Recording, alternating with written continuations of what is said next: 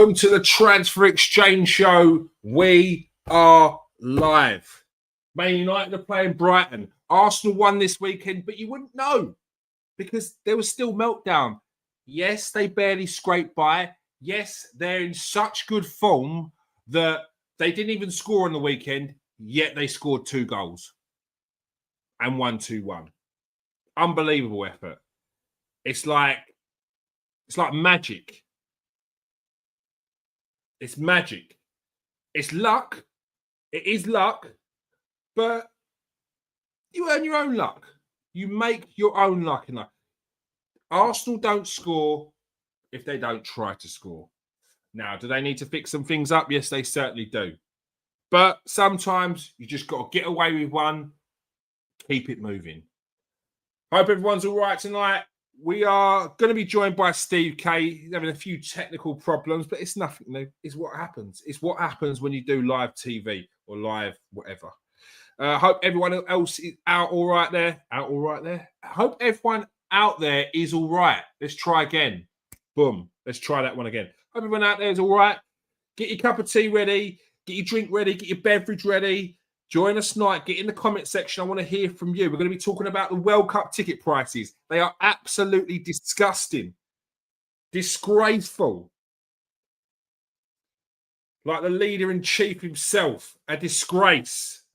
I won't mention his name, Donald Duck. But, yeah, those ticket prices for the World Cup are an absolute joke. I can't believe FIFA is allowing it. I'm surely they have to get involved. Otherwise, they are going to be pricing out the working class, the people who put football on the map. They're going to be pricing them out of watching football. It doesn't surprise me when it comes to America. This is the country where the youth system is set up to fail. Because unless you're rich, unless you've got money, you can't make it at football in America. So it doesn't surprise me that they're only allowing the richest people in society to go and watch those games. Well, I think it will fall flat on their face because after round 2 of matches, when they're seeing low attendances, poor atmosphere, they're going to start drafting in people off the street. $10 a ticket. Watch. Happens all the time. Greed does not work when it comes to football. You cannot have 60,000, 70,000 seater stadiums filled with people who are paying upwards of £300, £400 for a ticket. It doesn't work because they're not the people that bring the atmosphere. They're not. Yes, the rich people love football. Not everyone. The majority of a lot of the people that will be going to those games will be people that want to be seen in the right places. The kind of people you see at NBA games. But NBA games, NBA courts, they're not 70,000 seater stadiums.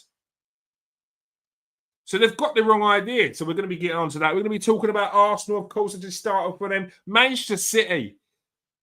Are Manchester City even in top form yet? Are they even in 5th gear? I don't think so. Erling Haaland maybe, which is scary.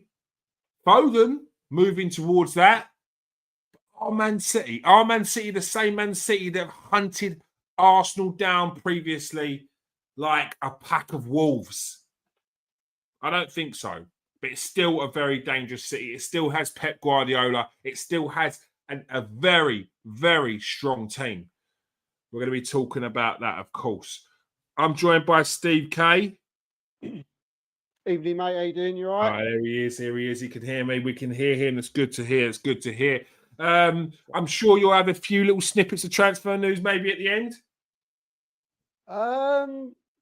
Maybe not yet. Maybe not yet. Maybe. There's not a lot going on at all. You probably those that go online may see that there's not a lot happening. At the moment it's very quiet. Calm before the storm. Calm before the storm. Whether it'll step up, once we get in a week or so or 2 weeks. So people got to remember it was an abnormally, busy summer for clubs. For the club. So people shouldn't be thinking, who we're going to buy. I think it's going to be one of them windows where, if there's an injury or someone's desperate, then yeah. But we'll see. We'll see. Transfers windows are there to surprise us. So, we'll see what happens. Yep. Of course. Well, we'll be discussing that maybe even as well. Whether it's going to be a quiet window, but we will be talking about a little bit about transfers. Obviously, there's a few snippets around. Obviously, Liverpool situation with Mo Salah, and he actually playing the other day as well. So we can have a little discussion about that. First and foremost, if this was Mastermind, Steve would be picking Arsenal. Maybe not Arsenal 2025, but it would definitely be picking Arsenal. So we're going to be starting on that topic today. Steve, Arsenal got a win the other day. Terrible performance. Something that the fans won't want to see again. But a lot of discourse out there, it came across like Arsenal had lost. And I know the performance wasn't good. But how would you take that game in terms of not just the way Arsenal play, but getting the 3 points as well? Well, 3 points is 3 points. That's the most important thing, And in the end, we was very lucky, but we kept going, and in the end, we got a bit of we got a stroke of luck, and we managed to get them. But I mean, you don't want to see we don't want that again, and it is concerning to the point where you just don't want it in. I don't think we'll see it again. I think it was a one-off. I think like the next game is going to be interesting. I'm more what's the word? I'm more apprehensive about the next game to see how we react to that. Because it's a big game. It's a very big game away to Everton. A ground Arsenal generally have quite a bit of trouble with. Well, yeah, and the pressure is most likely going to be on because Man City played before us, and it's very likely that they'll go top before we go into that game. They are at home to West Ham, so you'd expect them to pick up 3 points. So by the time Arsenal kick off against Everton, you'd expect them to be a point in front of us. So the pressure is going to be on, not only because it's Everton and it's an hard game and it's a difficult place to go, even though it is a new stadium now. It's not Goodison Park anymore. It's the Hill Dickinson. So hopefully, our luck could change a bit. But just, going back to the game, mate, it was probably the worst I've seen Arsenal play possibly in 3 years. Just off the top of my head, it was terrible. I mean, I don't know what went wrong. I mean, Arteta seemed to me pretty calm, considering how bad it was. So whether we give him a rollicking afterwards, I'm sure he did. But it was awful, mate, wasn't it? I mean, it was awful. I can't praise anybody. I mean, I suppose you've got to take away Raya from that. But the rest of them were terrible. All of them. It wasn't just one. It was all of them. None of them played to the standard that they could play. And some were worse than others. It was, in the end, we was lucky to get the win. 2 own goals, but who cares? Didn't care whether they was 2 own goals or not. The important thing was what we won. But I'd be interested to hear what you think. But to me, it's concerning, not the fact that because I genuinely believe that we won't play like that again. Yeah. But if we are in the midst of a little bad period, because of that, and we are seeing a little bit of nerves setting in, then it is worrying because we ain't winning the league like that. I mean? We get nowhere near it. Yeah, I think that it's too easy to use the nerve one because I don't think they're nervous because of Man City on their shoulders. Because I think we've seen this, not necessarily this level of form, because Saturday was awful, but we've seen this kind of performance coming. We've seen bits in the Chelsea game we had to fix up. We saw bits in the Sunderland game in the first half we had to fix up. Like, I think it's a culmination of people coming back from injury, which is then sort of changed slightly the team a little bit. Sometimes a bit of lack of rotation in certain areas. Declan Rice being a key one. I think he's done it. He's got nothing left. It seems. When Declan Rice is having abject performances, that's a concern.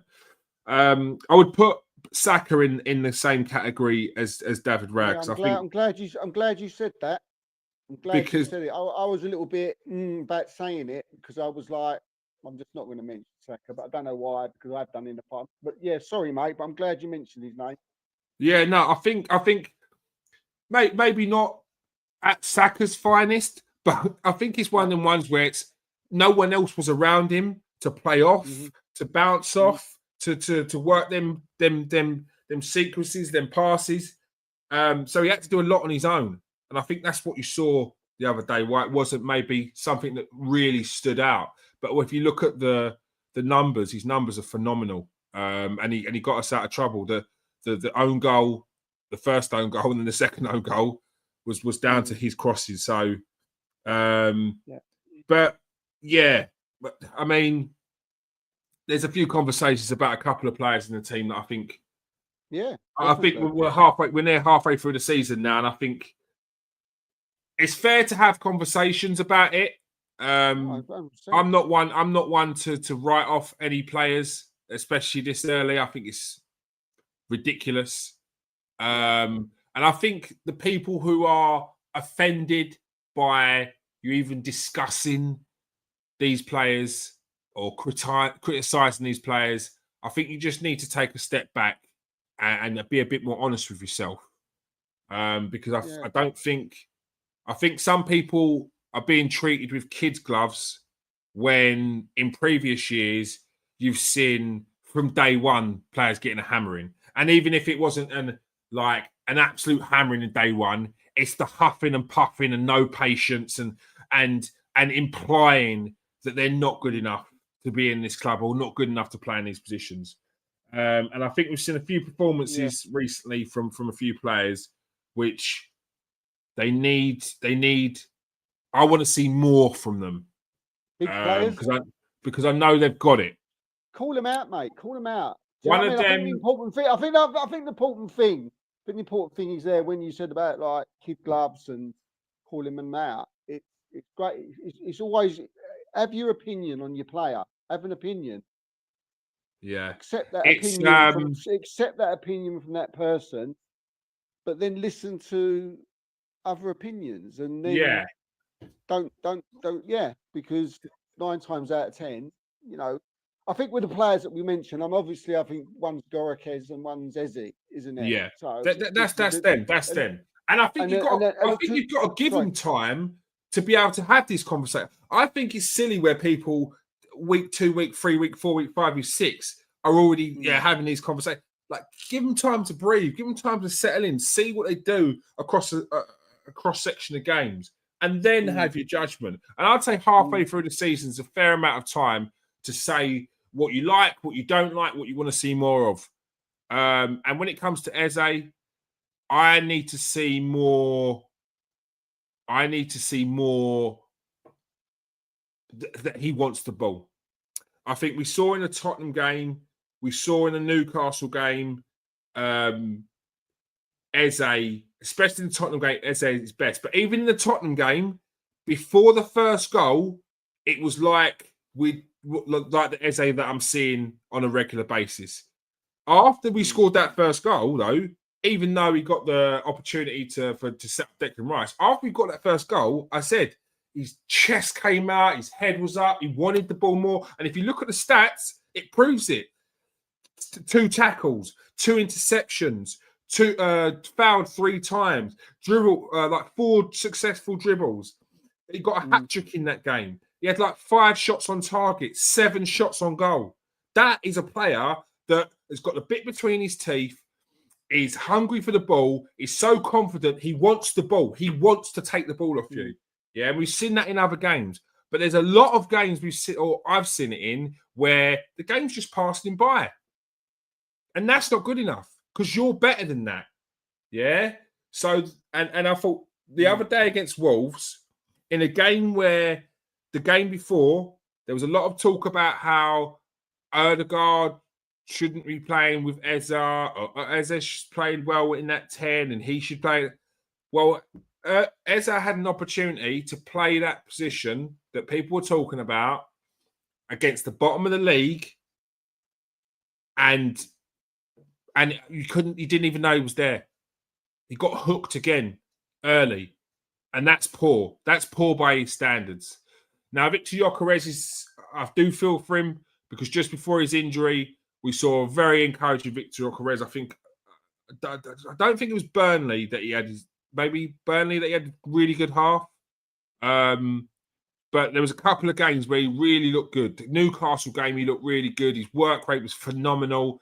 And it's those games where he deserves a goal. And then we saw in Europe where he got a couple of scruffy goals, and people were laughing at his goals outside of our fan base, of course. And I was like, this is the kind of goals that I want. This is what I want.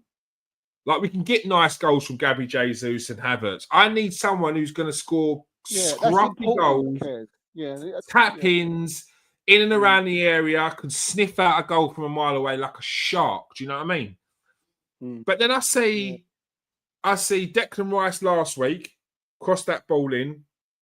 Was it against Aston Villa? And Gyökeres was nowhere near it. First game back after a month out. Okay, cool. Maybe he's just not sharp. Maybe he's not sharp. But we saw the same cross from Saka. And not only did we see the same cross from Saka, we saw the build-up from it as well. It was like, I can't remember who it was. I think it was Trossard to Saka. Saka crosses it in, and it was like, for a striker that you've got to be there. You've got to be there. You've got to be there, and it's little things like that that are a little bit of a concern when it comes to him. I'm sitting here and I'm shouting at the TV saying, "Move away from your defender." Why is it that the ball's moving around the pitch and he's just sitting on the shoulder of the biggest guy on the pitch?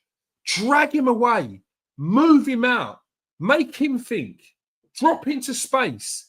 And I know your game is to sit on the shoulder of the last man and get into the channels, but when they're deep, what channels are you running into, mate? Spread them out, stretch them. That's what you've got to do. Because we saw that earlier in the season. To be fair, when Trossard come on, he did do that. Yeah, I've got to see. I've got to see it more. I can't see it in the. When did Trossard come on? 50, 60 minutes. Yeah. And he found him twice in literally the space of 10 minutes. Yeah, he made the run, and Trossard hit him twice in 10 minutes. One he got a shot that he done brilliantly. He held him off, showed his strength, turned on it on his weaker foot, and it just skimmed the post. And I thought, that's it. So that's what you want to do. Now, did he get a bollocking at half time for Arteta, or has he given the people a bollocking who's on the pitch? I don't know if he has. Because Arteta came out in his press conference and said about the passing. And said, you're not passing it to him. He's making the runs. I'm seeing the runs. He's doing it beyond. He called out literally the people who are not passing to him. Yeah. So he's seeing something, and I must admit, kids, I'm seeing something as well. I'm not giving him a pass. Don't get me wrong. He's got to do more. Yeah. Right. He has got to do more. Mm-hmm. I don't think this is a one-way thing here. No, it's not. It's a two-way thing. I think the others have. I think they have to be called out as well. They do. They It's and a Arteta two-way coming thing. out, and Arteta coming out and sort of not backing me up, but sort of like he's speaking, and I'm like, yeah, that is what I'm seeing as well. I'm seeing that, so I'm glad. Do you know what I mean? I'm not like imagining this, or I'm just because I like Gorikis. I'm not. I've got concerns.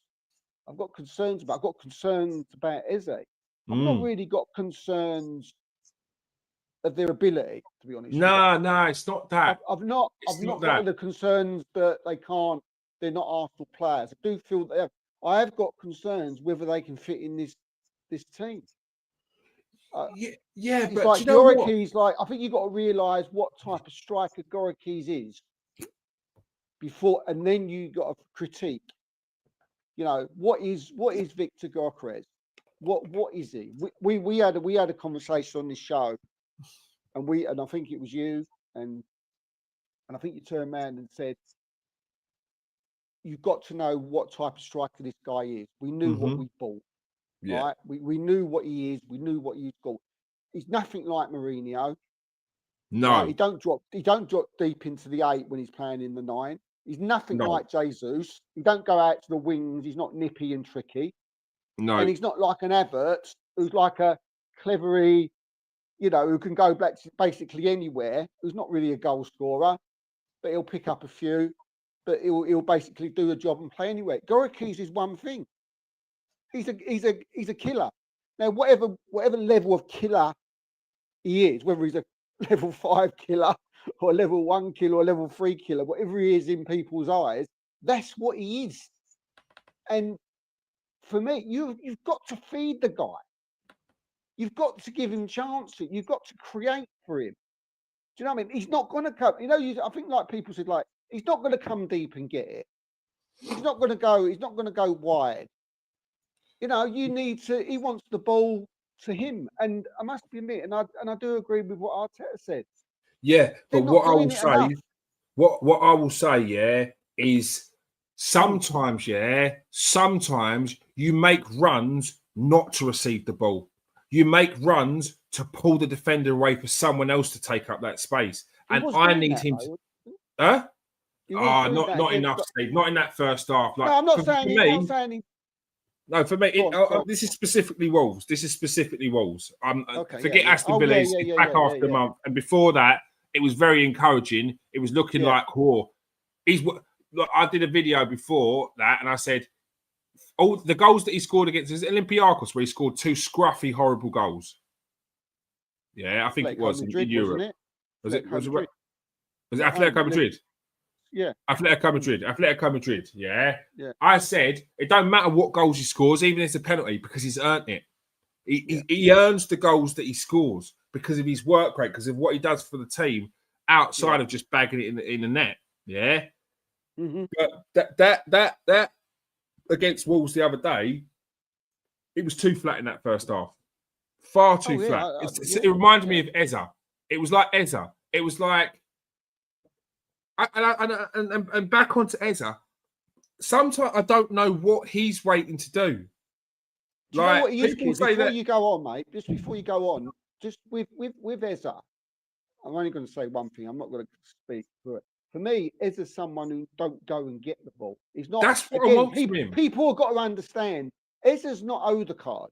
Odegaard will come deep. He will come it. He'll go everywhere. He'll go all over the place to get the ball. That's not Eze again. They're not the same. So if people are expecting Eze to come in when Odegaard's not playing, or he's with him to do the same as what Odegaard is, you're not going to get that. No, I don't want him to come deep to get the ball. That's not what I want. I want him more forward. I want him around the edge of the box. You're not showing, but he's not. Isn't it? And I see him. Do you know what? It's soul destroying, because I see him standing there. And I'm like, why are you standing there, mate? Move up. Move for the ball. Demand the ball. Demand it. I want to see, like, do you know what it feels like sometimes? It feels like he's playing like he doesn't belong. And it's only when he does something that he feels, actually, I do belong here. It feels like he's waiting for someone to give him the ball. And if they don't, it's like, okay, it's all right. I'll just be here though. No, Yeah, I get what you mean. like you've Do got get what you mean. Eza has got an attitude. Eza's got that attitude. He hasn't quite got Madueke attitude, which I love. Yeah, because Madueke is the kind of person. It doesn't matter what anyone says. It doesn't matter what happens in the game. He will want that ball still because he rates himself. Eza's got that. It's in there. He's got that. We see it at Crystal Palace. We see it against Tottenham, where he's laughing after he scores a goal. He's got that in him. He rates himself. Show it on the pitch more. Show it on the pitch. Show your personality on the pitch. I'm not getting enough Eza personality. And that when he's in on the pitch, if there's no personality from Eza, you're just a body, mate. You're just someone who's going to pass that ball around. And that could be anyone. That could be anyone. It don't need to be you. And I'd rather it Odegaard if you're not going to do anything with it. Like, I need more from Eza. Gyökeres, it'd be interesting to see it's what a little less because he has come back from an injury. And look, I don't think necessarily. I think the team suited him. And I think he needed to adapt a little bit. I think he needed to have a little bit more movement, pull people about a bit, make him guess. Because if you're just going to stand on the shoulder of that big lump who's already sitting in deep, you ain't going to get no change from him. And sometimes I do think that Gyökeres is concentrating focusing too much on the hustle and bustle, on the grabbing older people. Have you got a concern, though, kids? Have you got a concern that? Again, this ain't taking anything away from Gyökeres as a player or anything. Yeah. It could be Haaland up there. Do you know what I mean? Yeah. It's not. So I'm just talking about the type of player he is. If there's any, I haven't got concerns of him as a player. To be honest, I quite like him. I think he'll score goals, but he's not going to get 30 goals a season. Nah, not in England. Not in this league. Yeah, I'm sort of going to talk about something that I hadn't planned to for a minute there. But we often said on this show, and we had many guests on here, 3 or 4 guests, we kept going on about Arsenal, how they need a number 9. And I was all the time I was a little bit against it. I was saying, Arsenal don't need a number 9. We're not that. Yeah, we need a number 9. We're not the fan base. Number 9, we need a number 9. We're number 9. It got to a point where I was like, okay, maybe we do, maybe we don't. But there was always that little bit of trepidation in the back of my head. Do we need a 9? Do we need a 9? Something was telling me that we didn't. And that's my concern at the minute buying Gyökeres and him as a person, him as a player. Because I'm sitting here now, and look, as you said, we're early in. Do you know what I mean? We've still got, waiting to see what happens. But I don't know if we fit. Our style of play fits the number 9, and I've said that for years, and I've tried to explain to people about how we scored 90 goals, and how our player down the middle needs to do this and do that. And now we've got Gyökeres down the front now, and we're saying that Saka's not really finding him, or Martinelli's not finding him, and we're talking about a lot of things that may be wrong and not happening, whether it's the players not being able to play with him, or Gyökeres not being able to help as like an Havertz, or he's not that type of player. It's all looking a bit messy to me. So that just takes me back to my point where I always, over the years, I've said I'm not sure we need number 9, and I'm not sure we're set up for it, because when we bought Gyökeres, I was certain we was going to change our playing style somewhat. Yeah, somewhat. Just like Manchester City did with Haaland. He came in, they changed their playing style completely. It was a totally different City, right, with Haaland, than it is with Sergio Aguero. Yeah, so Pep changed it. We haven't changed it at all. And we've just said earlier in the show, Gyökeres is totally different from Jesus, Havertz, Mourinho, Trossard. He's nothing like them. So you've got 4 players that Arsenal are used to playing with, who could do the intricate stuff, who we've played with for years, who scored 90 goals. And now you're asked, we've bought this guy, who's a killer number 9, who can't do nothing that they can do, but he can do things that they can't do. But when he plays, you've got to change your playing style a bit. You know, you've got to help each other. Does that? No, you definitely do. Is that? Do you get what I'm saying? You know, especially with the City. Do you know what I mean? Sort of like. No, look, even without the City, look, you definitely said it makes earlier. Sense, doesn't it? It makes sense. You said it earlier. You said does it work both ways? And it definitely does. It definitely does. I think Thierry Henry was has told a story about when he was at Arsenal and he kept on complaining the fact that Freddie Ljungberg didn't pass to him or certain players couldn't find him in the ball. And Arsene Wenger said, "Are you making it easier for them to find you? Because Freddie can do things that Robert can do, and Robert can do things that Freddie can't do, and Bergkamp can probably do it all, but he can't do things that Freddie can't do. So you've got to make sure that you're making moves with the right player in mind that they can find you." And I think that's what they've got to happen. They've got to be working together. Prime example we saw earlier in the season, Gyökeres running through Ødegaard, and they keep on people using that video now, but it was from early in the season, like 2 games in. Gyökeres running through, runs to the side of the defender, Ødegaard don't pass. Runs to the other side of the defender, Ødegaard don't pass. Trossard comes in late, he tries to pass to Trossard. I think if that run happens again now, that ball goes through.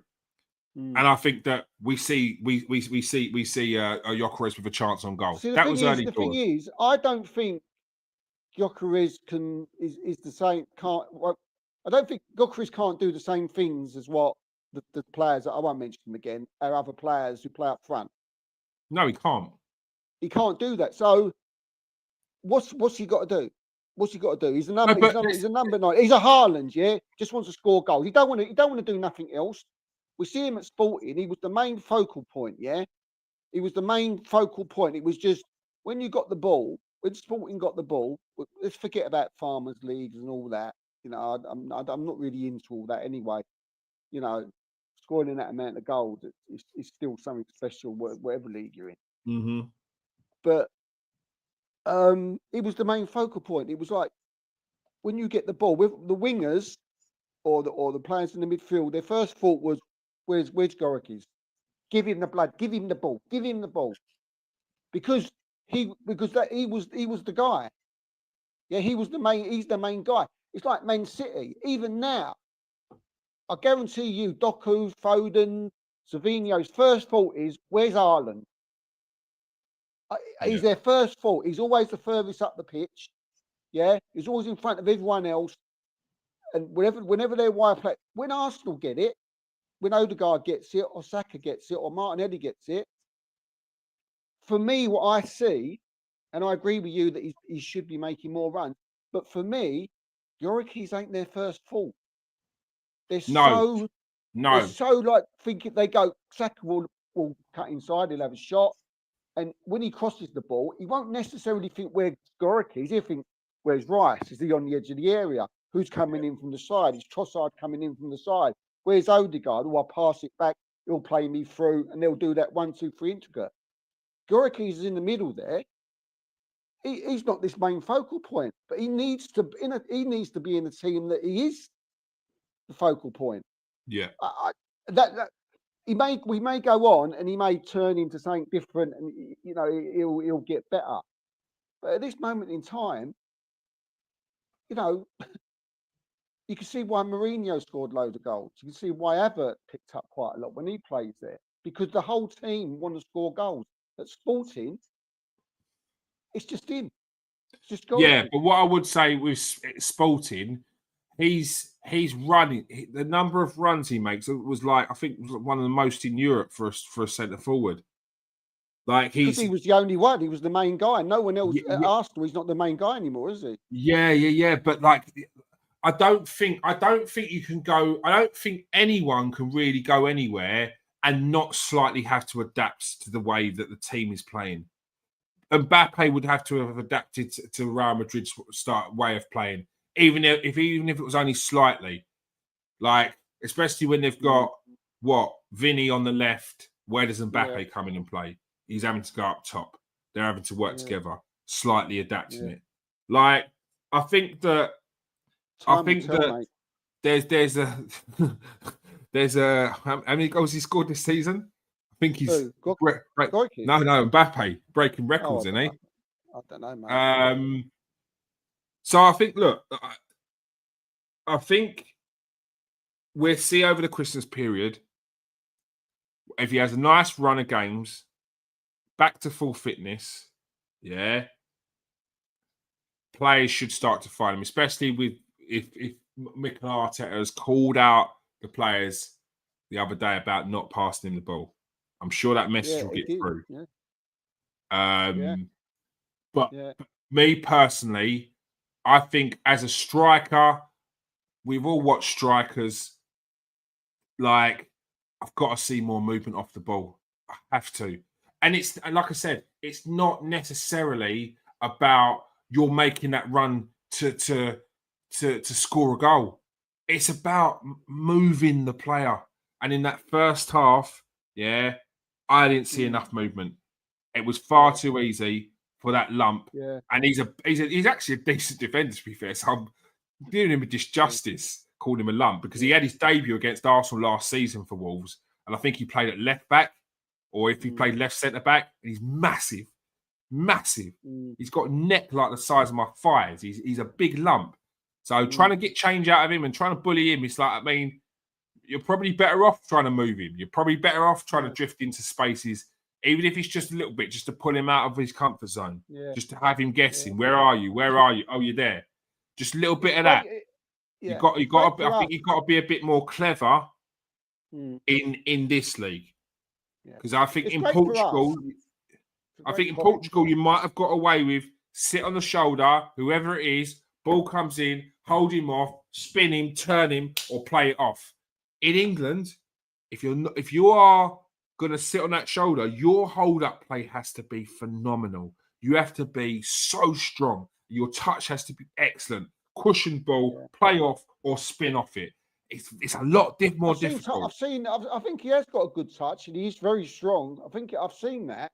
I've not seen it bounce off him or anything like that. I think he shields the ball well. I think he does. I've seen him do that. I've seen him do that. Yeah, my concern is further up the pitch, really, when he's in the box. And I think Arsenal something fans have got to do as well. That he's not going to get 30 goals for Arsenal. Do you know what I mean? Mate, I think people were crazy. I think people were crazy when they were saying that in the first place. And I used to I didn't cringe, but it was like, oh, just shut up. Like when people, we've now got Gyökeres, 40 goals in the Premier League, Victor Gyökeres. I was like, okay, you're excited, but calm down, because I don't think you've watched him. I don't think you've watched him if you think he's coming into this Premier League and bagging 40 goals. That translation is not going to be happening. It's just not. You know what, Kears? We've spoken about with like Haaland, yeah?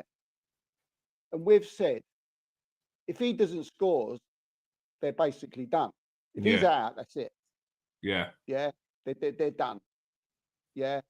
Silver's not there. Gundogan's no more. Do you know what I mean? He's had it. So they'll have to rely on Foden and Foden, Rain. yeah, and he's not getting 15, 20 a season on his Jack Jones.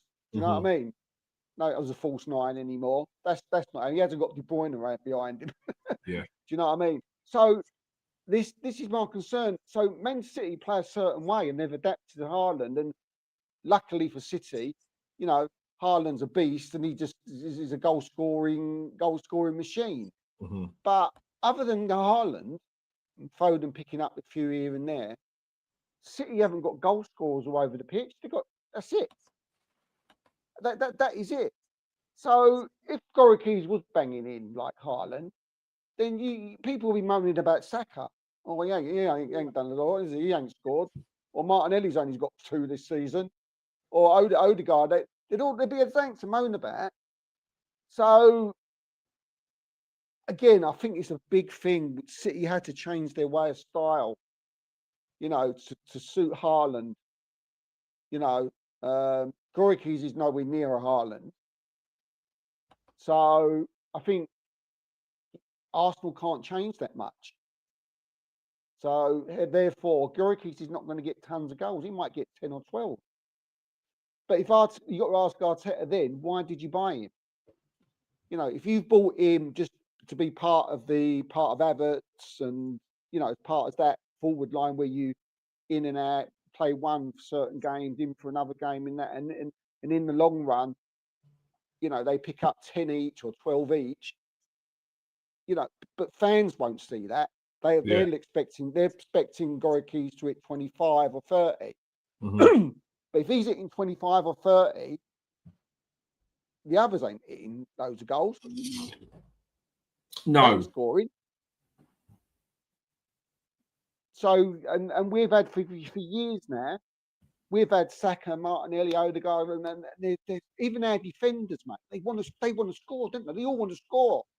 And when you've got like 6 or 7 players on the pitch every game who are like, well, I can get a goal here, I can have a shot here, I can put the ball. Gorikis is going to suffer, isn't he? Do you know what I mean? They're not going to be looking for him all the time. That's something people got to think of. Yeah. Look, was Gyökeres brought in as the main guy?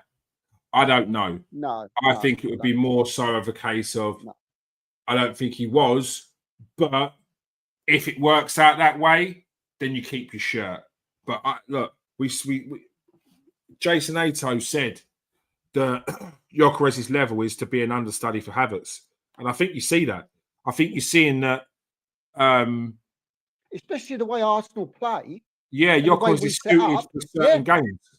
yeah, and I think you're seeing that now. So people that are getting upset and hearing that Havertz may come in and be the main man again, you're gonna have to get over that. Gyökeres is not going to be the main man until he is the main man, which means that he's come in, he's scored goals, done well for the team, and he's kept his position. That's that. That's what that would be. As an Arsenal fan, as an Arsenal fan, I'd be happy for that.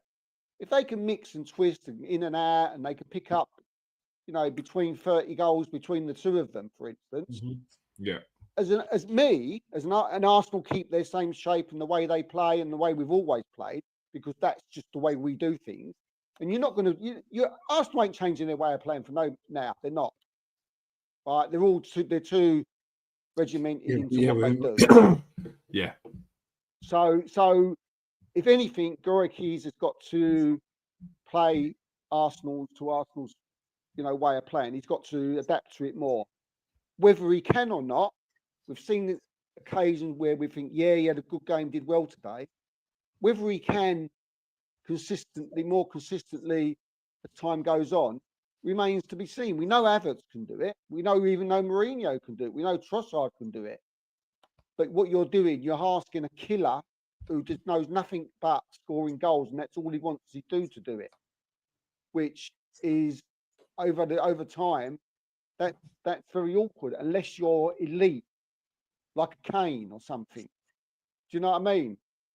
So I don't think people should. We want to see better. But Arsenal fans don't expect too much. Don't expect loads of goals. Do you know what I mean? Look at his performances rather than how many goals he scored and what he does to contribute to the team. Yeah, that's what I'll be doing. And I think we can. And I have to say that Wolves the other day wasn't good enough. That's my final line on that. Is it wasn't good enough the other day. Eze wasn't good enough. Martinelli wasn't good enough. There was too many performances on the pitch which led to us struggling against bottom of the league. Now, Wolves themselves, fair play to Wolves, because I thought they were very, very good. And I think that Wolves will take this, and it seems to happen a lot with Arsenal. You do well against Arsenal, it might kickstart your season. And I'm not blowing my own trumpet here, or our trumpet, but I think that Wolves will get a win soon. I think if they set up like they did against Arsenal, play tight, and then try and bring on the big man at 60 minutes, saying they will get some points. Now they will get relegated. This team's going down. They got spanked by Man United the week before, So they're not going to come to Arsenal. And I've seen. That's what I've he seen said. I've seen. Eh? That's what he said. Is it not Page? Jones, Rob Jones. What's his Edwards. name? Rob Edwards. That's what he said. Yeah. He said we set up tight against 2-1 Man United. We set up tight against Man United at first. We found that we had a few openings. We went for it in the second half, and we got caught. He said Villa similar, kept it really tight, played really well, and we should have got something more out of that. Could have got a victory away from home against Villa. So they're building up to start getting points now, and I think over the busy Christmas period, they could snatch some points off a few teams. So don't be surprised if you're one of the first teams to get beaten by Wolves. Hopefully it's Tottenham. Yeah, That'd be fun. Hopefully. But yeah, look. What's happening to them lately is listening. Yeah, to we can get onto them in a bit. We do a little roundup. But what I will say is, look, Saturday was a horrible one. Yeah, we got away with it though. But we got away with it. We got away with it. It's lucky we got away with it. I don't look. It's by hook or by crook. We got the job done. We got the 3 points. We move on. If you're sitting on that and dwelling on it or using it as ammunition against the manager, it's pointless. It's pointless. You're just making yourself angry, getting over emotional for something that it's just done now. It's done. What are you going to do? Just say it wasn't good enough? Yeah, we all know it wasn't good enough. If we play like this all season, we ain't going to win. We're not expected to play like this all season. I don't expect to play. It's the worst I've seen Arsenal play in ages. So I don't expect that level. That's not the standard. I know you said that Mikel Arteta was calm. I saw a different Mikel Arteta more calmer than what I would expect him to be. Yeah. I think it was definitely the calm before the storm because when we scored the goal after the first bit of limbs, he was fuming. Like he was kicking bottles, and that weren't a kicking bottle out of celebration. I think he thought it was hoping it was acting like it was one of the couple of the footballers' heads. Yeah. That would have been one where I'd have been clapping the fans for about 10 minutes afterwards, looking out the side of my eye, thinking, I hope he calms down by the time I get in because I don't want to hear this. He said it was relief in the change rooms, but he also said that he made it clear that that's not good enough. He will know it's not good enough. I think the players knew, mate. The players knew. Even at the final whistle, they're like, you see Rice and Timber, they wasn't like punching, we just got a last minute winner. They would sit. I see Timber was there shaking his head like, he didn't even want to celebrate it. They didn't want to celebrate the win. You know, they didn't want to know. And I can. But leave that to us. Leave that to us. That's what I say sometimes. Someone said it. Leave it to us. Leave the overanalyzing. I know we do this.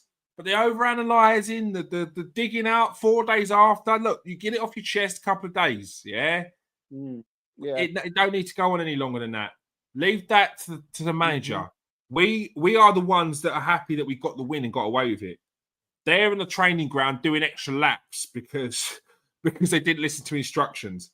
And anyone out there that's trying to say that Mikel Arteta was telling them to get in deep, you read it wrong, mate. It was completely opposite. He's telling them to get forward. He knows full well if we sit deep, then we invite the pressure on. He knows that.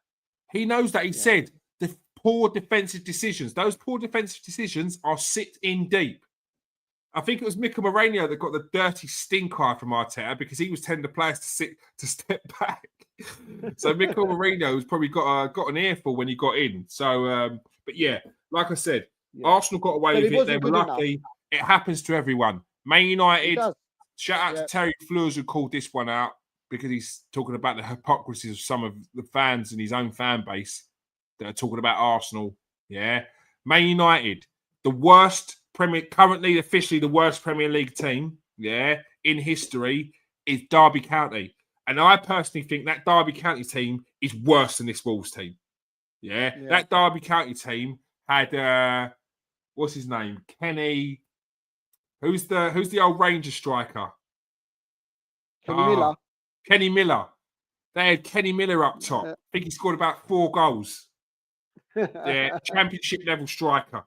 Yeah, their team was awful. It was dog. They got 15 points, I think it was. I think we should. I think one just want to quickly want to call it because I want to call him out. I just want to say take one player out of. We just slaughtered nearly all of them.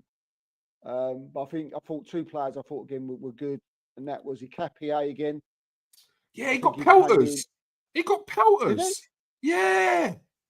Yeah, I think rival fans because they're blaming him for the goal because he kept him on side. But no, mate, I tell you who's blamed. I tell you who's to blame for the goal. And I've watched it, and I watched it a few times.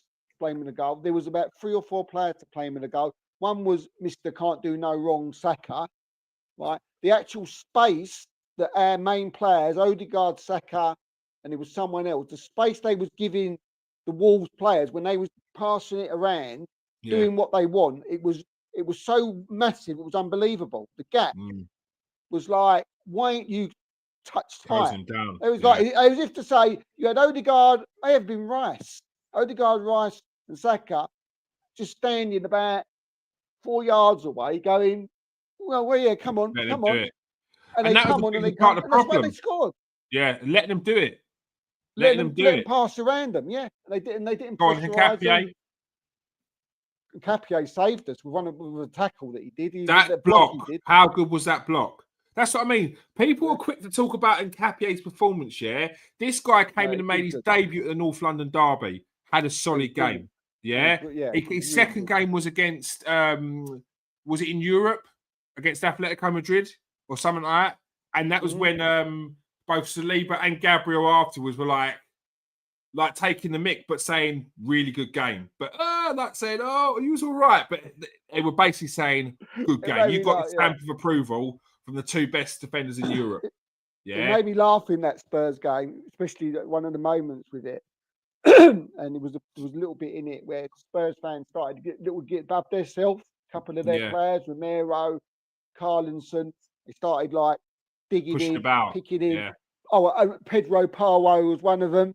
Yeah, right. And they was pushing the player, and I think it was 5 minutes later. It sort of was another scuffle, right? And they was in it again. The Spurs players probably trying to get a little bit into Arsenal because they were playing so well and they were crap. Ikapié come over and grabbed one of them, right? And it was like the rest of them just went, yeah, we're just going away now. Yeah, no, he loves it. And I love that. He loves it. Love that. But they looked at it. You ain't messing with him, boy. No, do you know what it reminds me of? Gabriel, is it Gabriel Paulista? The one who was a bit nuts. He was a bit nuts. Yeah. Like, he was good, but he was too rash. He was too hot-headed. Like, it was too easy to wind him up, and he was going to get a red. I think he got about 3 or 4 reds in the short space of time. This was a lunatic, man. But he was in the Jens Lehmann category, weren't he? Yeah, he was nuts. I mean, Lehmann's was another nutter. It didn't take much at all for it to flick a switch on him. And Ikapié seems like a more chilled version of that. Like, he can hold in his emotions a little bit more. I think Ikapié is getting pelted for no reason. His third game was against Chelsea, really and it was very much the problem with that against Chelsea is there was too many changes at the back, which meant there was too many players playing as individuals, and because of that, there was no real cohesion. There was no real Arsenal fans, starting from the back and they'll moving have out. a look and they'll see, we can't have a go at. Look, we love them. We love players, Gabriel, Saliba, but none of them can do any wrong. Yeah. If they do have a little bit of a dodgy game, they can't do no wrong. So it's like, who's the other one who could play? Oh, Ikapié, he ain't been here long. We're calling him. This is Arsenal fans, and this is what they do. The one, and I say, we won't go. I'm going to the next subject because I know you want to, but I just want to give a big shout out to Trossard again. This mate, absolutely incredible. What he's best player this season. So for me, he's been our best player. And he's been our best forward. When he fits, he starts whenever he's fit. Yeah, I think he's been our best forward, and fair play for shouting that out because I think he's been phenomenal. Like he coming against Aston Villa for about 10 minutes, changed the game, come off, the game changed again. Like we need him back. Come on against Wolves, change the game. We need him back. We need Trossard back. So yeah, look, we spent an hour on that nearly. So apologies for anyone else who came in to listen to anything else apart from Arsenal. I apologise. Manchester City piling the pressure, Steve. They made light work of City, Crystal Palace. Crystal Palace had opportunities to score but they're struggling after Europe. But what I would say is, for anyone out, first of all, people that are trying to claim that Arsenal fans were saying the league was over in September, you know yourself you're lying. The only people that were giving Arsenal the league were Liverpool fans. Maybe the faceless wonders on. Maybe Liverpool fans that were upset at how bad their team were, and they were seeing the form that Arsenal were in, and just as a sulking technique, they were saying you had rival fans were saying with one. Rival fans, and Gary Neville. Rival fans in our circle were saying, "Oh, you've done it. It's won. Is it done?" But we were like, "No." Yeah, no, we're not silly. We're not silly. So to try and put that on Arsenal fans, come on, you can do better than that. There's plenty of stuff you can say about Arsenal fans, but no one here was saying the league is theirs. So just stop with that narrative. It's just not happening. But City are putting the pressure on Arsenal. Haaland's in peak form. Pep seems like he's got a bit of spark back, which is definitely a help. They're not the same City, but I mean, it's still a City that's not the same, that's still sitting in second, only 2 points behind first place. This is what you want for a Premier League title race, surely. Is it not what you want? 100%. Or do you people want to see just one team win it at a canter? Surely you don't. Like, this is what you want. You want to see teams going toe to toe. You want to see the top changing, goes down to the last game. Like, I was speaking to Garth earlier. I said it'd be a dream to have all of them. Liverpool, Arsenal, Chelsea, Man City, Man United, all going for the title. Like, how exciting would that? One of them don't even get Champions League potentially. Like, how exciting would that be for a title race? Yeah, like, turn off online, turn it off, and have your own enjoyment. Don't listen to it, because I can imagine if all those teams were involved. You know, we probably do. Yeah. Shut that out, Jesus. Just shut that out and enjoy it yourself. A massive headache. This is what you want. You want to. You can't talk about Farmers League here, Farmers League there, and then expect a team to go and win a league without any trouble. Take the lead and then win every game. Yeah. Like Manchester United, Man City have skewed what an actual title race is, because you seem to think that title race is what Liverpool did last season, or what Man City have done a few seasons when they've done it. Don't work like that. Even when City have won it recently, they've had to go toe to toe with Arsenal a couple of times. So the first time they won it, they on the last day of the season. The iconic Aguero. So I'm sorry, if Arsenal want to win the league, it's probably going to be like that. It's probably going to go down to the last game. They're probably not going to be top at some point. They're probably going to get it back. It's nerve-wracking. You just got this. This is what you want. This is why the Premier League's the best league in the world, because there's not just one team going for it. There's plenty of teams that have the opportunity. There's a race now. There's a race, isn't there? It's a race. Last season, you asked me many times, and time for me. Yeah, you said no from early doors as well. There's no race. I'm not seeing any race. City are down there. We're like, I looked at Arsenal. We was like, we're never sort of like we're in. I think it was 8 points at this point now. We're battling it. Huh? I think it was 8 points at this point now, and I think maybe we had a game in hand or something, and and it was two stop start. Too many injuries. But now Liverpool and Arsenal, Man City now have, got a few new signings. Do you know what I mean? They're starting to, get their mojo back again. And now, I can say this is a title. There is a race, because each week there's like, it's Arsenal City again. City are going to go top more than likely, unless West Ham do us a favour. But even if they do, then it's down to Arsenal to go and do their job at 8 o'clock on the Saturday evening. Do you know what I mean? This is a race. This is what it's all about. But with City, look, we're now. City have got a team that can win the league. Yeah, they have. They've got a squad. They've got a team that can win the league. they keep but I do say they do have to keep. I think more things have got to go City's way than Arsenal at this time. If City keep Haaland fit, do you know what I mean? And Foden carries on the way he's playing, and they can stay free of injuries, then do you know what I mean? Arsenal got a job to do. Do you know what I mean? They got to keep. If they win, we've got to win. Do you know what I mean? And that's after 14 games, whatever it is. But yeah, at the moment it's interesting. We've got a race on, and it's what we want. We didn't have one last year. We've got one this year. Well, Haaland has never had a season where he hasn't had an injury or been ill. So we got to Manchester and kick. It's yet so far. He's yet to have an injury this season. He's yet to have an injury this season. It's coming. So it's coming. Yeah, and we've got players to come just back. Just a bit of flu. Yeah, do. I don't want nothing Knock bad. him off his perch for a couple of games. Put him out of sync. Yeah, don't wish him ill. Yeah, I don't wish him bad. I do not wish want injury on a player. Be out for months. Don't want him out. I do not wish injury on a bad injury. I'm not. No. We watch football a long while. We don't. You don't want that. We don't roll. We don't roll that way here. You just want him to get the shit. A month of flu or something. 3 weeks where he's tucked up in bed. He's got his lemon. Yeah. He needs to get. And then he's got to have a couple of weeks training to get back. Recovering. Yeah. That's yeah. all. 100%. No injury, just illness. That's all we're asking for. Just a bit rough.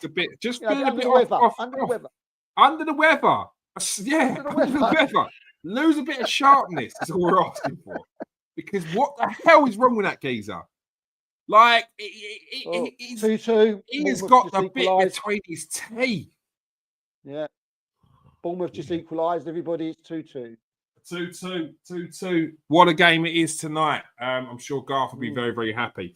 Before we go, we're going to be talking about this second half. 50 seconds into the second half. Oh, is it? Wow. Anger and disappointment as fans are priced out of the World Cup.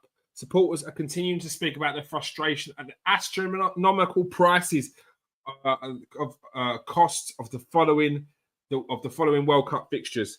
The Football Supporters Association have called the tickets prices a laughable insult to fans. For some smaller nations, the cost of group tickets is going to be higher than a month's wages in that country, and that's before factoring in the travel and accommodation. One Ghana fan said in the BBC of the anger and disappointment for the Black Star supporters might now be forced to cancel their plans. And I agree, it's absolutely disgusting. I've done a video on earlier on the Transfer Exchange Show page on TikTok. I feel for fans. It's an absolute disgrace. I was angry earlier. The video that I've done is all over the place because I've just read the article and I'm just like, they've forgotten who put these players in that position. Yeah, they've forgotten where they came from. 90% of these footballers came from the same places that these fans have come from. Who do you think puts these footballers on the pedestal? Who do you think buys the merch? Who's got the season tickets? Who spends 20% of their wage on a season ticket? Like, it's the working class people. And you completely forgot about them. But it doesn't surprise me, Steve, that it's happening in America. And it didn't surprise me that they tried it in Qatar either. Because that's the land of the rich. And America is a land of the greed. A land of consumerism. Yeah. Surprised you don't like get it's free pure... handgun thrown in with a ticket. Yeah. That's how stupid. They're stupid, didn't they? It's ridiculous. But this is a country whose youth system will never take off because it's built for rich people. When people that come from the streets are the people that are in the football kits that you support. Yeah. In America, you have to be rich to be a soccer player. Like, it does not work. And I hope that they suffer in the early stages of the group stages, and they see they've made a monumental mistake by not dropping those prices and making the tickets hopefully they get affordable. knocked out. Steve, I think it's going to be a lot of games, especially the games which aren't necessarily blockbusters, which are going to see a lot of crowds empty, a lot of empty seats. Because who the hell's going to pay for a ticket for what for Panama versus whoever? Probably, who's going to pay for a ticket for? Probably the NFL stars, probably the Hollywood actors, probably all these type of people. Mate, they want to go and see in Messi. America who got billion. They're probably all the directors who are just, are probably not paying 2,000 quid. But where's the atmosphere? There won't be any, mate. There ain't no atmosphere. There won't be any. Yeah, I see snippets of it in articles, and most I did find out about it was your video that I listened to. I saw earlier. People should go and listen to it if they haven't already. But yeah, I mean, it's disgusting, mate. You've said it all there, really, haven't you? It's a work, and all they're doing is taking it away. The game's in enough of a, in my opinion, it's not. It's getting further and further and further taken away from people like us, and we're their bread and butter. Soon the game will just go. It will get worse and worse. And what about the kids? What about the kids who want to go and see these players play in the World Cup? Yeah. You know what I mean? Is that not a fault? It's obviously not a fault. It's not, Steve. It's not, Steve. What they're not thinking about the next generation, yeah, that will be inspired by seeing. Like, think of it as an American kid who can stand there and potentially see the American players, yeah, score a goal past a big team, get a victory. That is inspiring. Yeah. The amount of stories you hear where one of the ball boys is now one of the best players in the world, or someone who's watching a game with their dad years ago, they decided, this was the day which I wanted to be a footballer. I wanted to be in that shirt. I wanted to play for this club. You hear it all the time. But they're not going to have that opportunity. And it's an absolute joke. It's an absolute joke. I don't know whether they're going to take a look at it. I don't know whether what the situation is going to be. But that, like, America aside, like in that article there, countries like Ghana, they don't have a choice. They ain't going to have a choice. Like, what? How are they going to pay? How are they going to pay for 300 quid, £200 for a ticket? I mean, I know it's not. I know it's this. I know it's not this country, but we're talking about America itself. Even this country is ridiculous. I was offered £200 a ticket to go and watch Arsenal and Wolves. Which is ridiculous. I'm sure you can get them on the ballot for cheaper. I don't know, mate. But yeah, it's just they're taking it away from the working man. They're taking it away from the kids. That's where your bread and butter is. It's just a start, or it's been going on for a while now, and there'd be nothing left. You mentioned something in your video, which I thought, yeah, those were the days. Do you know what I mean? It was like when you said that what we used to do when we was kids. Do you know what I mean? We used to play football. We used to roll up a newspaper and get it, and it's true. People. Yeah. This is actually true. This ain't no like, I'm joking thing here. We used to play with roll up newspaper, and this ain't that long ago, mate. We're not around it. Me and Keys ain't ancient. I used to play with ping pong. Pele played with a grapefruit. Yeah, a ping pong ball or a tennis ball. Yeah, tennis ball. Tennis ball was standard in the playground because you weren't allowed the footballs. We're at Christmas time. I used to play for hours in the front room with a balloon. It wouldn't go nowhere. It was impossible to score. He's trying to score against. Or you smash your foot on the corner of the fireplace. The ball with a balloon. Anything you can find. Kids don't do that no more. Do you know what I mean? They don't. And things like this, just you hope that something's going to change to make things for the better.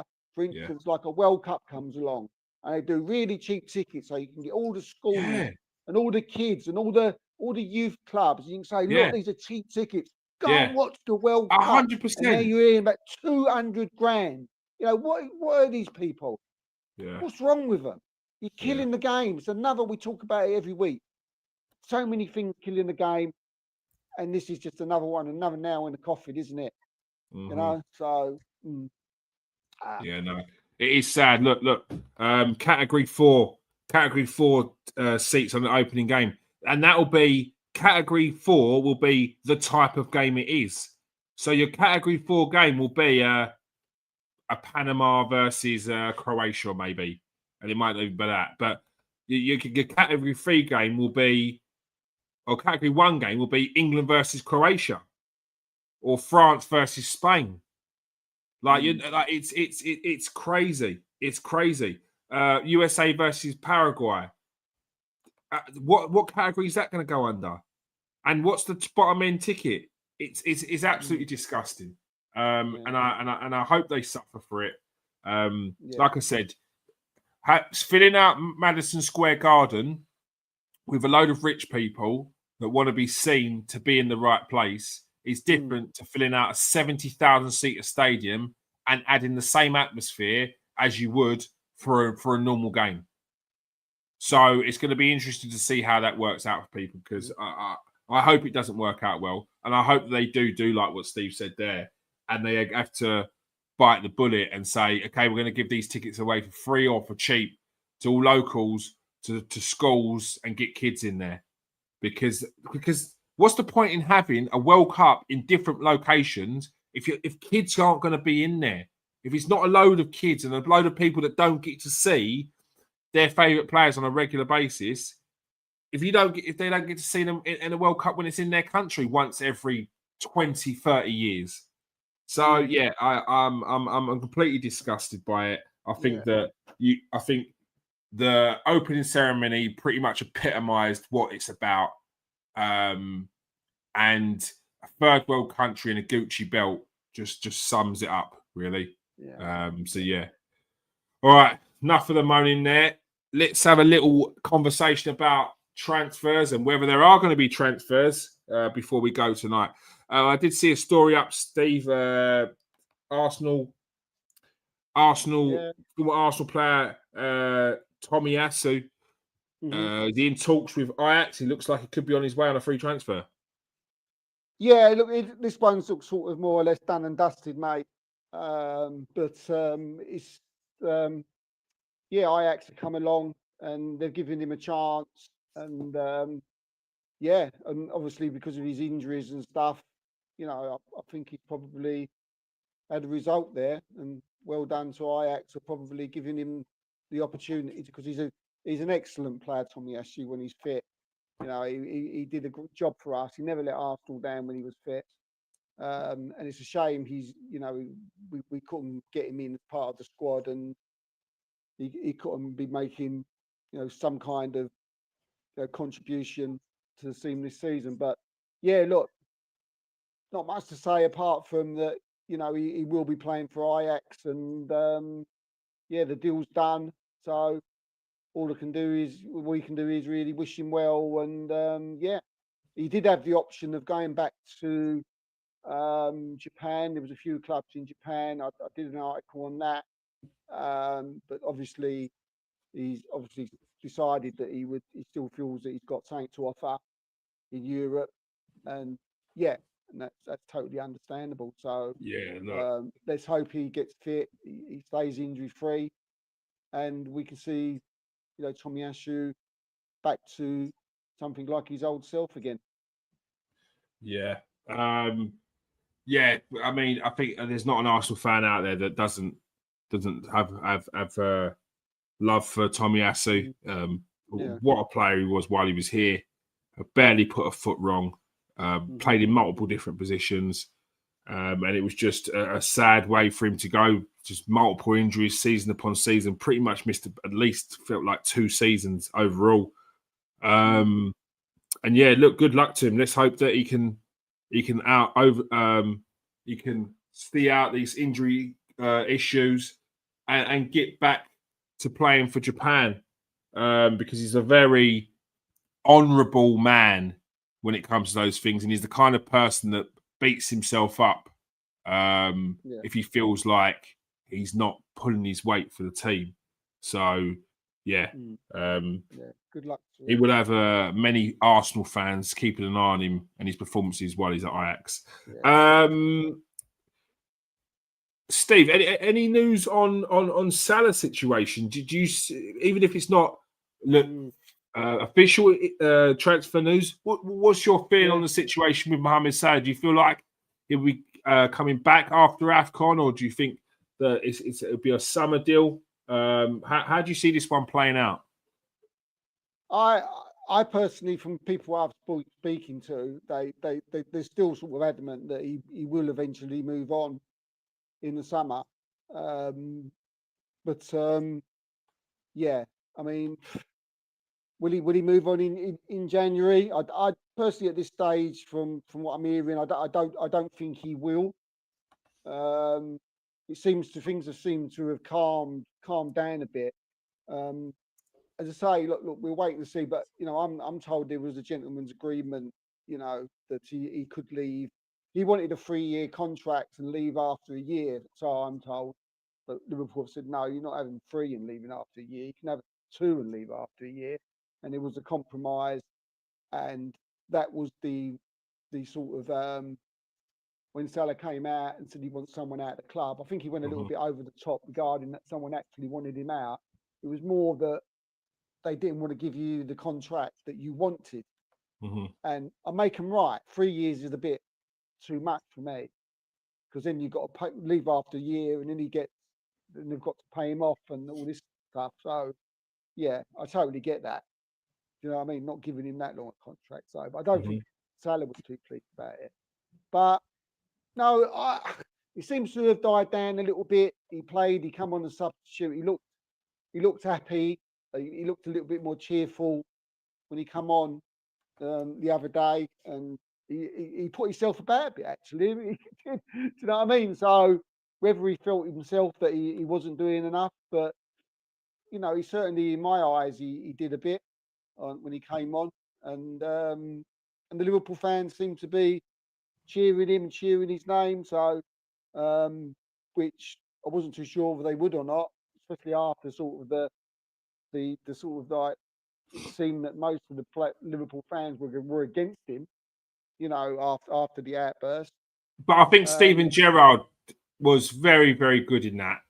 Like, I think you saw the difference between Carragher and Gerrard, the captain of Liverpool, who you probably say was got an eternal captain's armband with Liverpool, in Steven Gerrard, and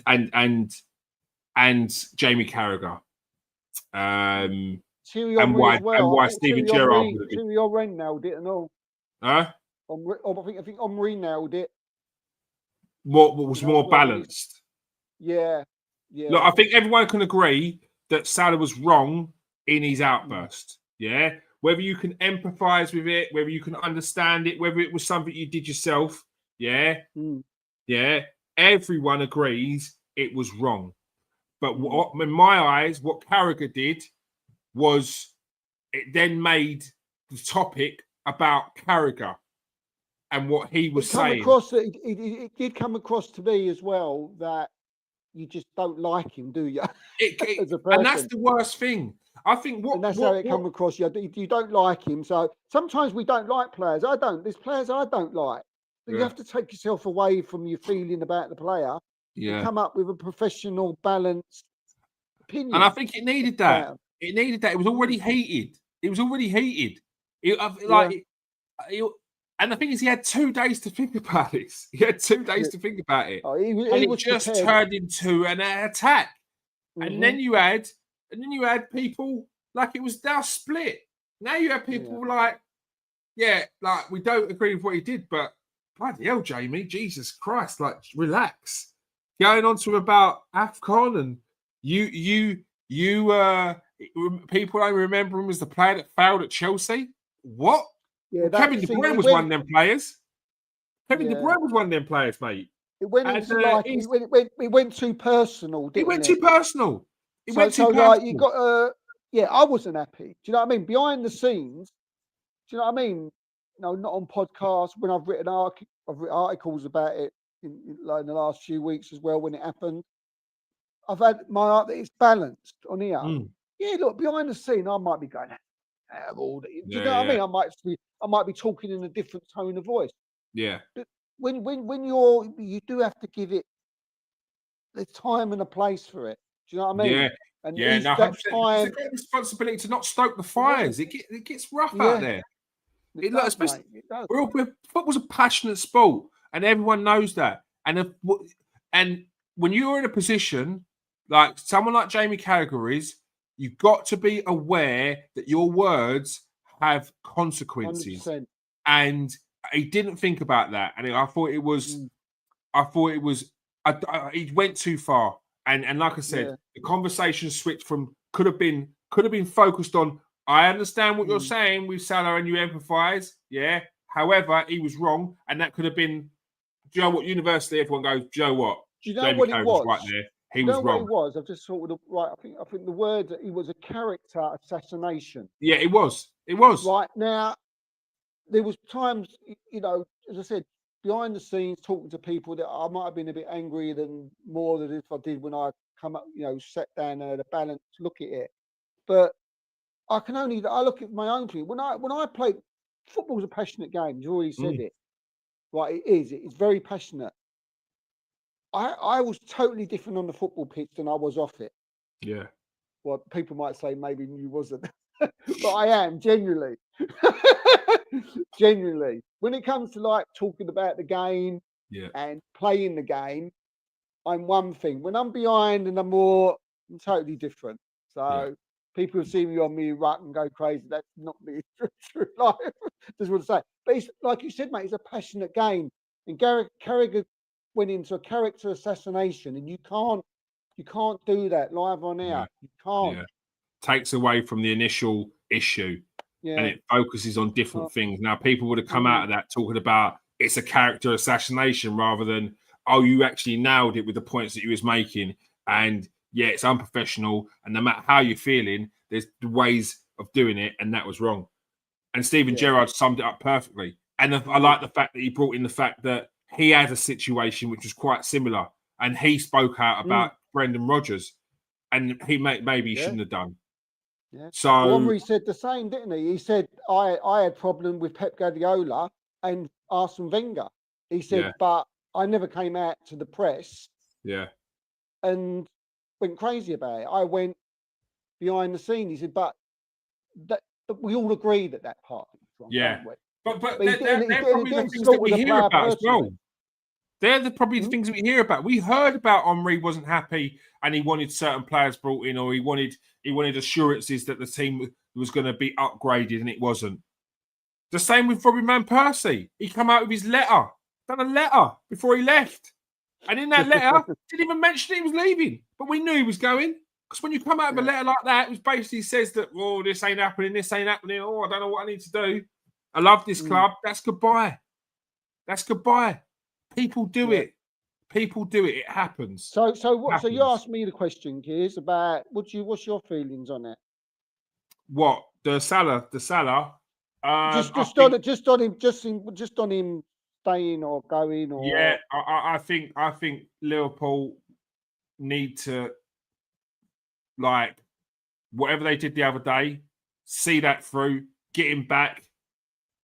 Like, I think it was important that he played the other day before he left for AFCON, because when you're away from the team, you're having conversations with your mates, having a bit more personal conversations, having conversations with your agent, and you're a bit isolated from the team. Decisions could be made which later down the line many people may regret. And one thing I will say as well, I think Slot handled it quite well, mate. In the end. Yeah, look, he had a lot of people piping in and chiming in and having their 2 pence worth to say how things should be done. About it. And he did. He got the balance. He said straight away he's not playing in Italy. Came back. He came back on the other day, and I think it helped that Salah got an assist and nearly scored as well. And the fact that it was an assist as well, I think that helps as opposed to being a goal. Funnily enough. And I said in the video, someone like Salah doesn't deserve to be leaving through the back door. No. He needs to come down. Final game of the season. He's crying. He's got his kids in his arms. He's walking around the stadium, walking around the pitch, saying goodbye to Liverpool fans. We get to say goodbye because we're football fans. Put tribalism aside. He's a Premier League legend. So to see him just shuffled out in January to go and play in Saudi will be a terrible ending to someone who deserves a lot better than that. And to be fair, if I'm honest, he deserves to be able to have an outburst. How many has he had? 4. Jamie Carragher says he don't speak, which tells me he ain't had an outburst. He said about his contract, he wanted the contract. His agent probably said, leaned on him to say a few words. He's not had an outburst. It's been good as gold, mate. When you get players of his level, of his ilk, it's very rare you get one that don't say nothing, that keeps it stum.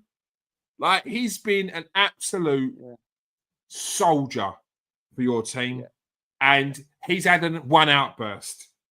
Yeah. We get From a over fan's it. point of view, just if you go in January, you might as well go, mate. Go now. You can go. Yeah, but when it comes from an Arsenal point of view, go and join Barcelona.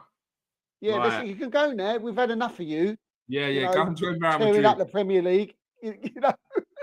Yeah. But I tell you what, though, I did have concerns. I had concerns when he come on against Liverpool. I had concerns, and the reason why and this is basically how the fans would react to him, because I was thinking the way the Liverpool fans reacted to Trent Arnold, who basically done nothing.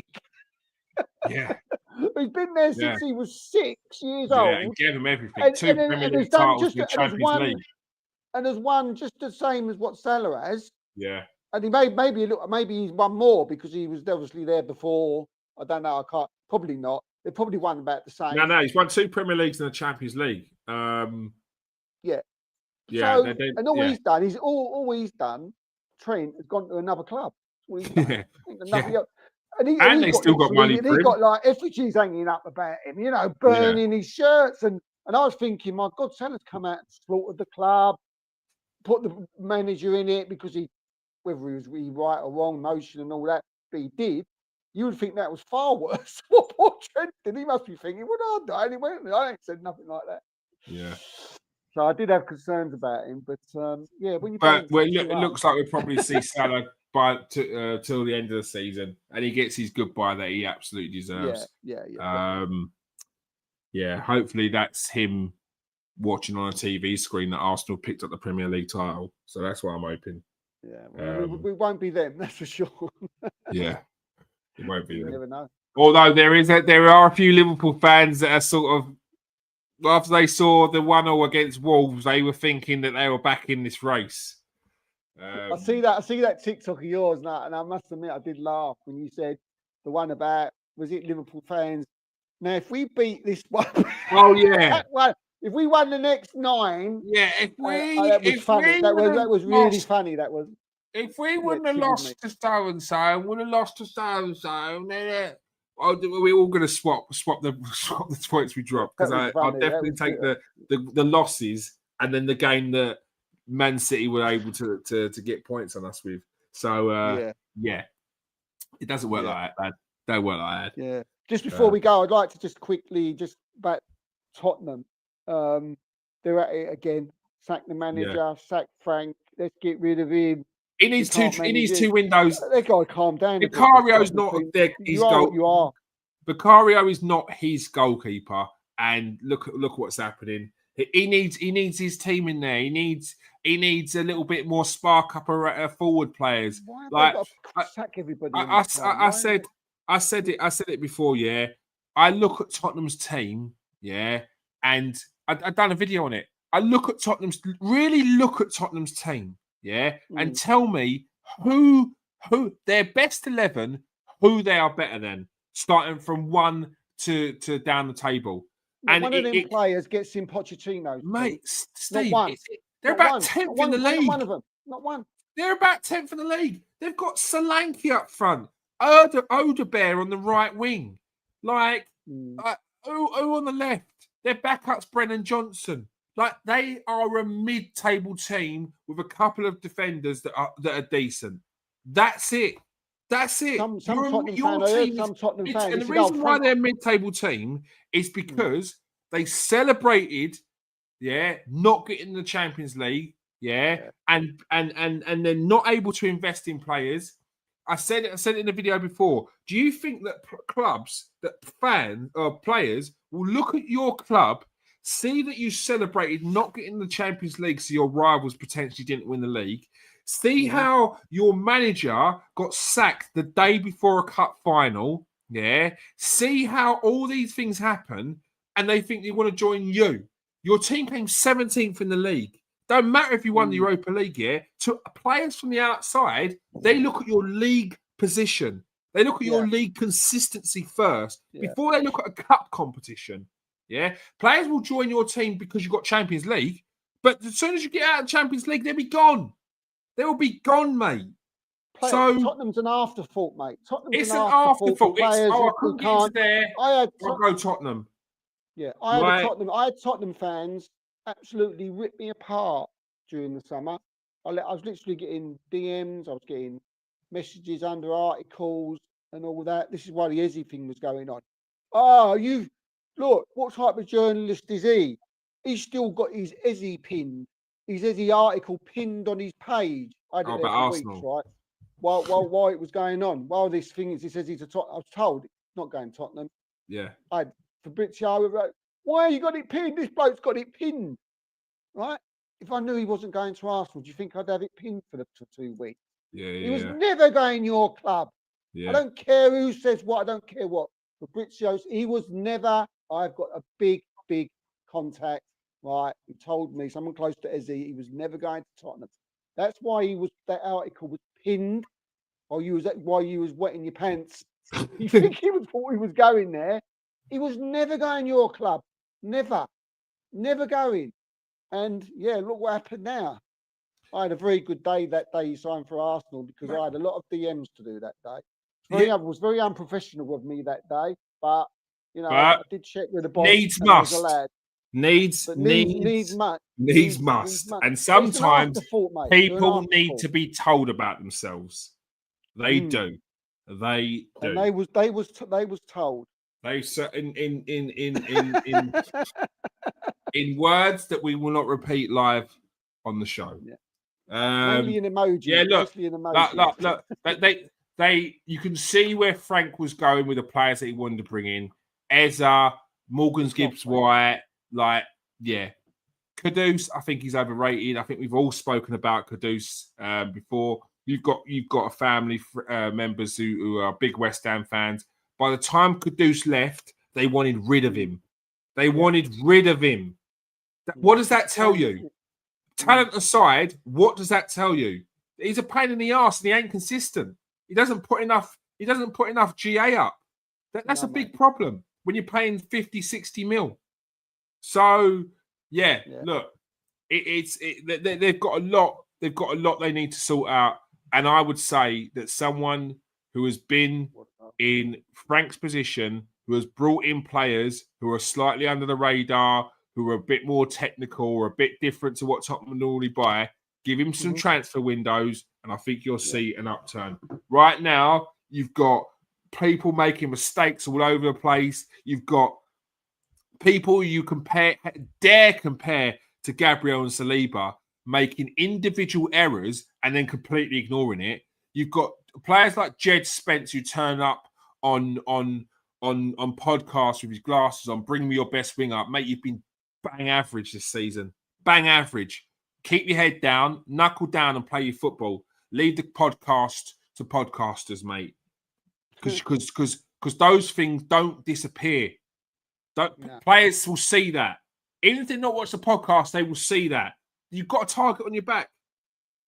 Bring me your best winger. Sit down and shut up and play your game. You was at flipping Middlesbrough and then on loan to Nottingham Forest 4 seasons ago. And you had a good game against Arsenal and it put you in the window. That's what you need to focus on. That where you was when you played Arsenal. Be consistent with that. All right? And that's why you got into the England team. But that's that club yeah, is it's too many things go to their heads. There's a mentality issue with that club, and it rings through to the foundations, mate. It's not got to do anything to do with your not got nothing to do with Thomas Frank, Conte, Jose. I'll leave Ange out of it because I don't think he's up for it. Nuno, all those players, all those managers have done well with their teams in the Premier League. Yeah. They go to Tottenham and there's a problem. Yeah. All right. Yeah. That is all we have time for tonight. Thank you for joining us tonight, Steve. Yeah, cheers, mate. Thank you. And make sure you go and follow Kieran AFC on TikTok. If you're on TikTok, if you're watching, if you're on TikTok as well, go and follow the Transfer Exchange Show. Plenty of content up there at the moment. We're trying to hit 10K. We're moving slowly towards it, bit by bit. Every now and again, I throw a little bit of boxing content on there just because I like boxing as well. And there's a couple of big fights coming up. Not really the AJ versus Jake Paul, just because I want to see Jake Paul get his head knocked in. Yeah, it's about right. He's an idiot. And hopefully Moses Hatuma versus Lawrence Okoli. We'll have to see the fights in January and December before we see those. So if you like football, you like sports, you like Arsenal, go and follow us on TikTok as well. Make sure you go and follow Steve on Twitter. Just type in Steve K. It will come up. There's going to be transfer news coming up soon. He's already delivering transfer news. Manchester United have made it 4-3 after being 3-2 down 10 seconds ago. What a game this is. What a game. Garth chose the right game to miss the pod for. Make sure you go and follow them. Make sure you go and follow Steve on Twitter. He will be fined accordingly.